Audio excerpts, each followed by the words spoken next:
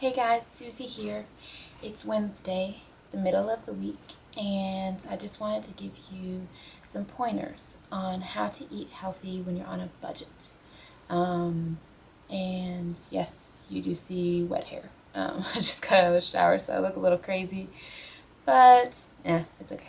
So, anyways, I wanted to talk to you about how to eat healthy when you're on a budget. And first of all, I want you to know that I'm not under any kind of assumption. I'm not delusional. I don't think that eating healthy is always affordable or cheap. It's a lot more expensive to eat healthy and to do the right thing for your body than it is to eat unhealthy and something that's convenient where you can go into a store and you can pick it up, you can unwrap it, throw it in the microwave, and voila. Your meal is there, it's done, you're ready to eat, and then you can go and do whatever it is that you want to do. Rather than go to a store, pay more money, bring it home, cut it up, prepare it, cook it, eat it, and then have to clean up a mess after. I know it's a lot of work. It's a lot harder. But first of all, you have to make the decision if it's worth it to you, if it's worth your health, if it's worth you feeling better, looking better, if it's worth a better quality of life for you, for your children, for your entire family. So that's the first thing. You have to make the decision, is it worth it? Second, you need to root out all of the things that you don't really need, all of the unnecessary things that are in your fridge, that are in your cupboards, that you're spending extra money on and that aren't benefiting you, they're not benefiting your family.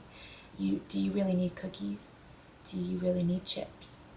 Pop, snack bars, all of these things that we spend money on, and we don't really need them. They're not really benefiting anyone's health. They're not benefiting your life. They're simply something to fill up your stomach, something that's quick, something that's easy, that tastes good in the moment, but that you're going to have to pay for later on with your health. And so go through your cupboards and find out what stuff you really don't need that you're doing every week. Another thing is eating out. Do you really need to eat out all the time? Do you really need to have a Starbucks run every day and spend $30 to $40, in Starbucks every single week? That's half of your grocery list right there. You could have bought half of your groceries just with the amount that you're spending on Starbucks or, unnecessary drinks and things like that whenever you go through a fast food. So those are some things you want to take into consideration. Then you want to think about the things that are going to benefit you health-wise and what's worth buying. So you can go through the list. You need eggs, grilled chicken, beef, vegetables, all of those things that you're going to need, but try to think what's the cheapest way to do it. Okay, you can save money by getting frozen vegetables rather than fresh vegetables because sometimes the fresh vegetables can go bad before you even get to them. So buy some frozen. Also, buy things that are a little bit harder as far as the shell. If they have a harder covering, a harder outer shell, they're going to last longer. So, an apple is going to last a lot longer than, say, a banana or a peach, a plum. You want the hard covering. Instead of buying regular lettuce or romaine lettuce, I always go for kale or collard greens because the shelf life is so much longer and it's actually better for you. The darker greens are better. So I save money that way. Carrots, cucumbers, they actually last pretty long. The cucumbers do. I'm always surprised because you think because they're soft and they're mostly water that they wouldn't last very long, but they actually last pretty long. Broccoli, all of those things will last you a little bit longer, so go for those. Oatmeal, you can buy oatmeal and it's not expensive. Buy a big old tub and it costs you about $2, and you can also use that in recipes like meatloaf, things like that, to bulk up the recipe and you don't use as much meat, but you're saving, some money there.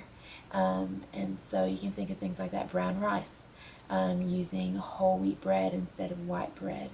Off-brand. Go to your farmer's market. I go to the farmer's market every weekend and I get a huge box of cucumbers that last me about 2 weeks and it costs me $6 So there's some great things that you can do. You just have to put a little thought into it and say, okay, how long is this going to last me? If it's worth it, if you're going to eat a lot of it, then it's worth it. If you're not going to eat very much, then probably don't get it if you know that it's going to go bad ahead of time.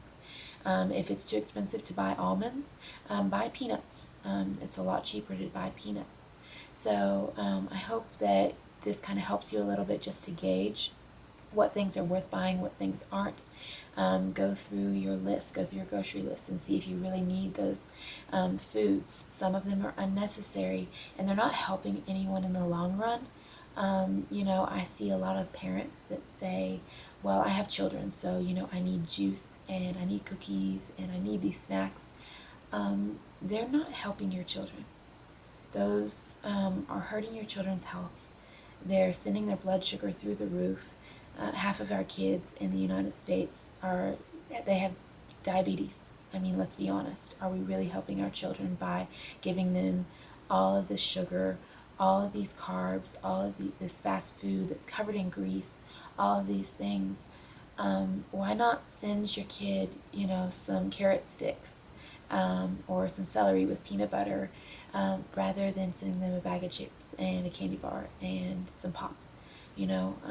So it'll benefit you, it'll benefit your family, it'll benefit your health and your quality of life.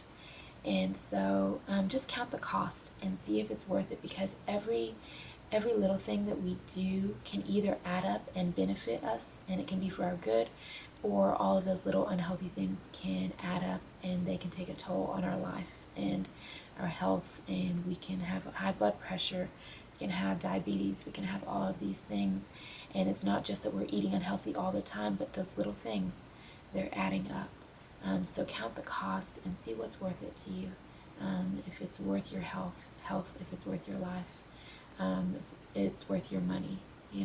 So I hope you have a great weekend. I hope this helped a little bit just to help you kind of guide you through the grocery store about what to buy, what not to buy, what lasts a little bit longer, what doesn't, and what is worth buying. So I hope you have a great week, and I will see you all later. Bye.